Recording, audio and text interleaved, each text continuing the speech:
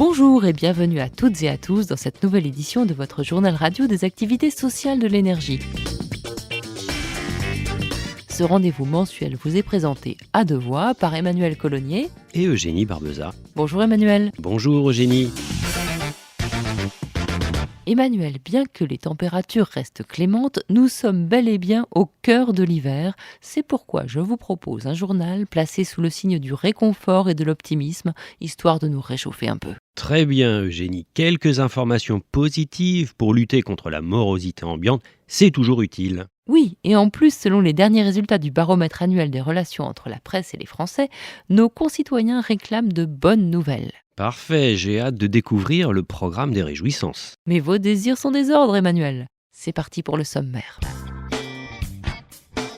En ouverture de ce journal, nous découvrirons que s'engager dans les activités sociales est particulièrement gratifiant pour les jeunes agents. Et pour les moins jeunes, on reviendra sur la politique et les actions en direction des pensionnés. Et puis, vous le savez, Emmanuel, le bonheur passe aussi par les papilles. Nous vous proposerons donc une petite visite dans les nouveaux restaurants d'entreprise. Ensuite, nous irons en Guadeloupe à la rencontre d'Alex Lanclume, le leader du groupe carnavalesque Double Face. Un groupe qui use et abuse des plumes et des paillettes pour nous entraîner dans des rythmes endiablés. Moins joyeux à première vue, le témoignage d'Olivier Pasteur, un jeune champion de ski greffé du rein en 2009, est porteur d'un immense espoir pour toutes les personnes qui ont subi une transplantation. Enfin, une bonne nouvelle pour la planète. Les énergies renouvelables marines vont peut-être nous sauver de la catastrophe écologique en prenant une part de plus en plus importante dans le bouquet énergétique mondial. Et nous terminerons bien sûr par quelques informations pratiques, sans oublier nos rendez-vous culturels. Saviez-vous, Emmanuel, que depuis 2010, 20 000 nouveaux agents statutaires de moins de 35 ans ont rejoint les IEG et que d'ici 5 ans, pas moins d'un tiers des salariés des entreprises de la branche partiront à la retraite. Ah oui, c'est un rajeunissement massif. Et c'est bien pourquoi il est urgent que les plus jeunes prennent le relais de leurs aînés en s'engageant dans les activités sociales. Et pour les IED, des formations sont proposées à ceux et celles qui souhaitent développer une activité sportive ou culturelle, organiser un séjour ou encore, le temps d'un été, de devenir animateur dans les colos ou responsable de centres de vacances CCAS. Eh bien justement, cet été, Yann, un jeune agent, a fait un stage d'encadrant dans un séjour pluriel à Chinon. On écoute son témoignage. Je suis stagiaire pour essayer de voir comment fonctionne un centre de vacances pour justement faire réussir les vacances aux salariés des industries électriques et gazières. C'est intense, ouais. Là où c'est bizarre, c'est que dans les premiers jours, moi j'ai eu l'impression de ne plus m'appartenir. Et après, donc, on apprend quand même beaucoup de choses, c'est riche, parce que justement, chacun est différent. Et moi j'ai appris beaucoup avec les pluriels, et j'espère leur avoir apporté du soutien, du réconfort, de la facilité de vivre. Voilà. On remarque que l'individualisme prime aujourd'hui et qu'il faut résister, il faut s'engager. Stéphane Hessel aurait pu dire indignez-vous. Moi, c'est ma façon de m'indigner en essayant d'œuvrer pour conserver tout ce que les anciens ont pu nous laisser. Les jeunes ne sont donc pas si individualistes. Non, même si dans les premières années, certains jeunes embauchés privilégient leur carrière, très vite, ils ont envie de participer à l'organisation des activités sociales. Et ceux qui y ont goûté en ressortent souvent plus ouverts sur le monde et la société, avec de solides amitiés et le sentiment d'avoir plus reçu que donné. Oui Eugénie, et c'est d'ailleurs le principe des activités sociales, organisées par les agents et pour les agents. On en aura d'ailleurs une illustration au mois de juin avec le festival de Soulac. On saute une génération maintenant, Emmanuel, puisque l'on va parler des agents pensionnés avec un bilan plutôt positif des actions menées en direction de nos aînés. Oui, en 2012, tous ces jours confondus, 104 000 inactifs sont partis en vacances avec la CCAS contre 92 000 l'année précédente.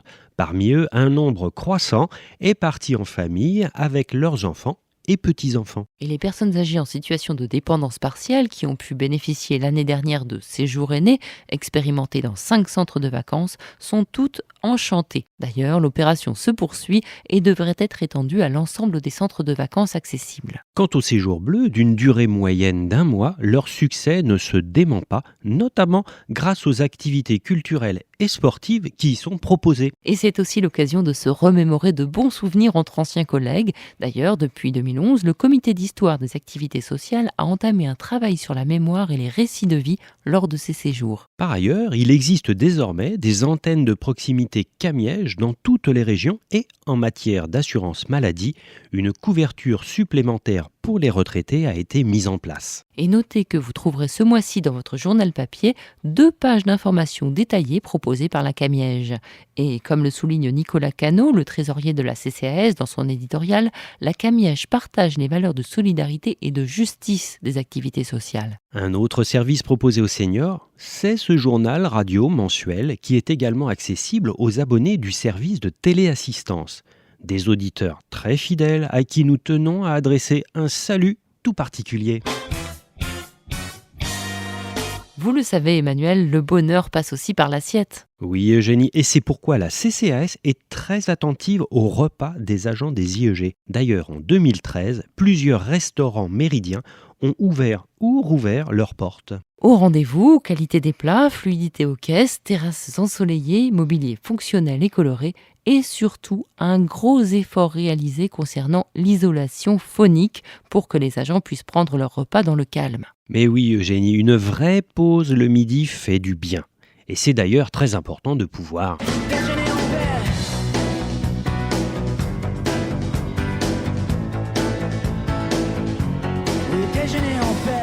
Effectivement, Emmanuel. Et après ce petit clin d'œil à Stéphane Echer, je vous propose de changer de genre musical ou même de changer de genre tout court puisque je vous emmène dans un endroit où tout est permis. Le carnaval de Pointe-à-Pitre qui bat son plein en ce mois de février. Effectivement, c'est en Guadeloupe qu'est né il y a 25 ans Double Face, un groupe de musique carnavalesque fondé par Alex Lanclume, un agent EDF tombé tout petit dans une marmite de plumes et de paillettes. Élu meilleur groupe lors du carnaval de Guadeloupe en 2011, Double Face est très sollicité. Mais Alex et sa troupe de danseurs et de musiciens trouvent toujours le temps d'aller se produire dans le centre de vacances CCAS de l'île Papillon pour le plus grand plaisir des bénéficiaires. On passe maintenant à un sujet un peu moins léger, mais vous allez le constater, Emmanuel, le jeune agent que nous allons vous présenter maintenant est quelqu'un qui aime les défis.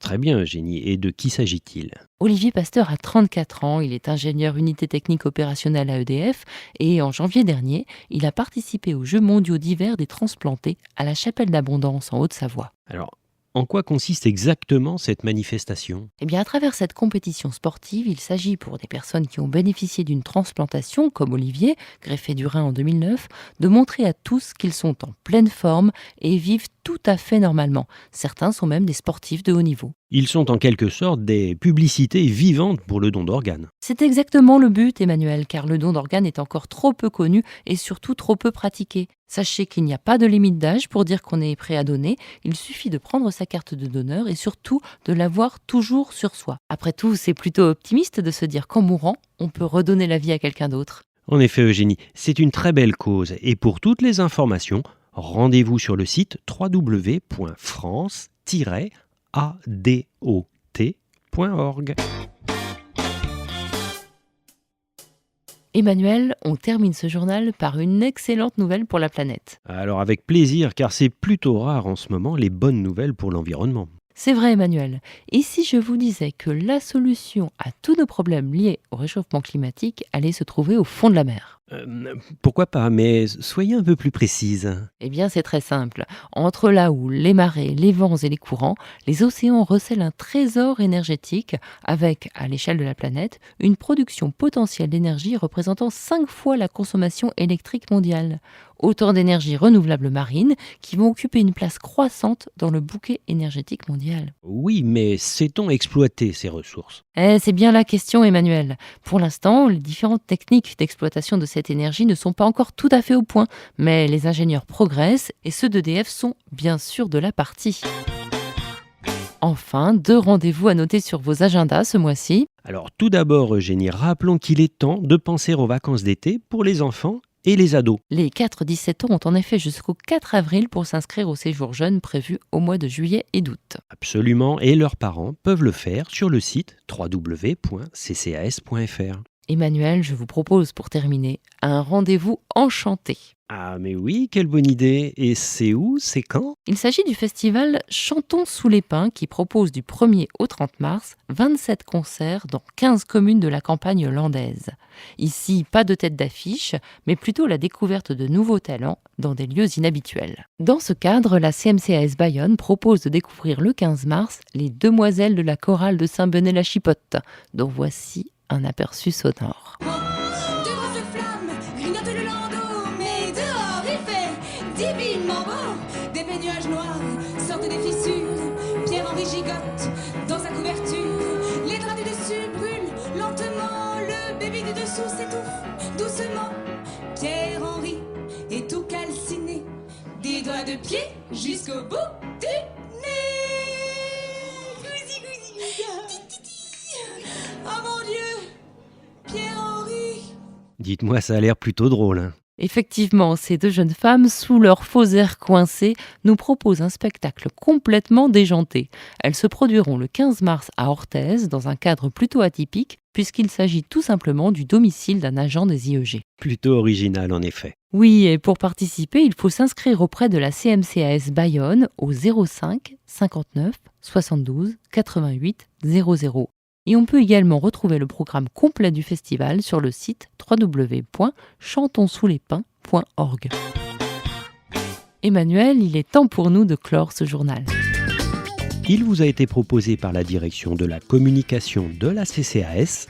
On se retrouve avec plaisir le mois prochain pour un nouveau numéro de votre journal radio. Et nous vous rappelons que nous attendons vos messages sur le répondeur d'Active la radio au numéro suivant, le 01 48 18 60 44.